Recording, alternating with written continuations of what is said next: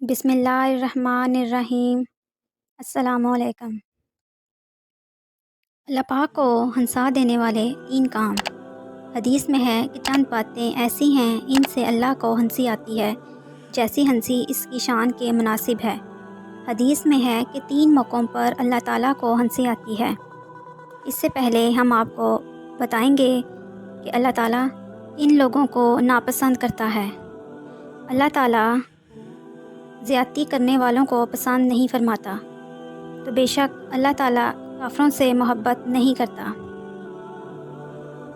اور اللہ تعالیٰ ظالموں سے محبت نہیں کرتا۔ یقیناً اللہ تعالیٰ تکبر کرنے والوں اور شیخی خوروں کو پسند نہیں فرماتا۔ یقیناً داغا باز گناہ گار اللہ تعالیٰ کو اچھے نہیں لگتے، اور اللہ تعالیٰ فسادیوں سے محبت نہیں کرتا۔ بے شک اللہ تعالیٰ حد سے نکلنے والوں کو پسند نہیں فرماتا۔ یقیناً وہ حد سے گزرنے والوں کو ناپسند فرماتا ہے۔ اللہ تعالیٰ خیانت کرنے والوں کو پسند نہیں فرماتا، وہ غرور کرنے والوں کو بھی پسند نہیں فرماتا۔ کوئی خیانت کرنے والا اور ناشکر اللہ تعالیٰ کو ہرگز پسند نہیں۔ اللہ تعالیٰ اترانے والوں سے بھی محبت نہیں رکھتا۔ اب آتے ہیں اس بات کی طرف۔ حدیث میں ہے کہ 3 موقعوں پر اللہ تعالیٰ کو ہنسی آتی ہے۔ پہلا موقع میدان حج میں، جب ننگے سر ننگے پاؤں گرد پڑا ہو، بال بکھرے ہوں، ناخن بڑے ہوں، نہ خوشبو اور نہ زینت، اور لبیک لبیک کہتے ہوئے بندے پھر رہے ہیں۔ اللہ تعالیٰ کو ان موقعوں پر ہنسی آتی ہے۔ کیا چیز ان کے گھروں سے نکال کر لائی ہے، بیوی بچے چھوڑے، وطن چھوڑا، آخر یہ کیوں فقیروں کی طرح بے وطن ہوئے ہیں، میری محبت میں ہی تو پھر رہے ہیں۔ اللہ تعالیٰ ہنستے ہیں اور ملائکہ سے کہتے ہیں کہ تمہیں میں گواہ بناتا ہوں، میں نے ان سب کی مغفرت کر دی۔ یہ میری محبت میں گھر بار بیوی بچوں کو چھوڑ کر آئے ہیں۔ میں کریم ہوں، یہ نہیں ہو سکتا کہ یہ گھر بار چھوڑیں اور میں توجہ نہ کروں۔ میں نے ان سب کی مغفرت کر دی۔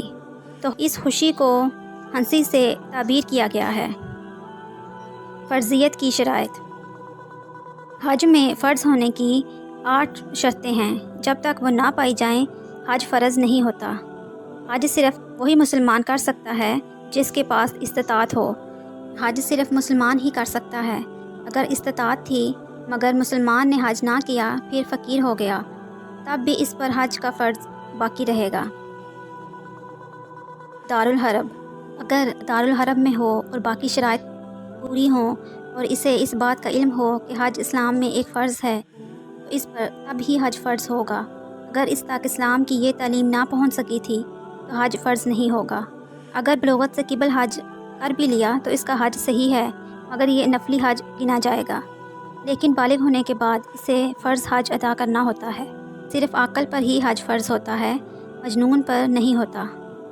آزاد، غلام یا باندی پر بھی حج فرض نہیں ہوتا، اور اگر وہ حج کر بھی لے تو اسے نفلی حج گنا جاتا ہے۔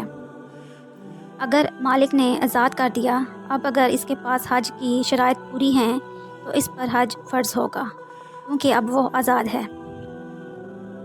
رسول اللہ صلی اللہ علیہ وآلہ وسلم نے فرمایا، جو شخص حج کرنے کے لیے نکلا اور فوت ہو گیا تو اس کے لیے روز قیامت تک حج کرنے والوں کا اجر لکھ دیا جاتا ہے۔ جو عمرہ کرنے کے لیے روانہ ہوا اور فوت ہو گیا تو اس کے لیے روز قیامت تک عمرہ کرنے والوں کا اجر لکھ دیا جاتا ہے۔ اور جو شخص جہاد کے لیے نکلا اور فوت ہو گیا تو اس کے لیے روز قیامت تک جہاد کرنے والوں کا اجر لکھ دیا جاتا ہے۔ جب مکبر تکبیر کہے اور لوگ دوڑ دوڑ کر آ رہے ہیں کہ صف اولیٰ میں جگہ ملے، ہر ایک کہتا ہے مجھے ملے، گویا ایک قسم کا جھگڑا ہے اور آگے پیچھے کی دوڑ ہے۔ حق تعالیٰ کو ہنسی آتی ہے کہ یہ جو اپنا گھر چھوڑ کر میرے گھر آئے ہیں، ان میں سے ہر ایک آگے بڑھنے کی کوشش کر رہا ہے۔ یہاں کوئی مٹھائی روٹی نہیں مل رہی، یہ آخر کیوں دوڑ رہے ہیں؟ میری محبت میں دوڑ رہے ہیں۔ یہ ہمارا دربار جان کر آئے ہیں۔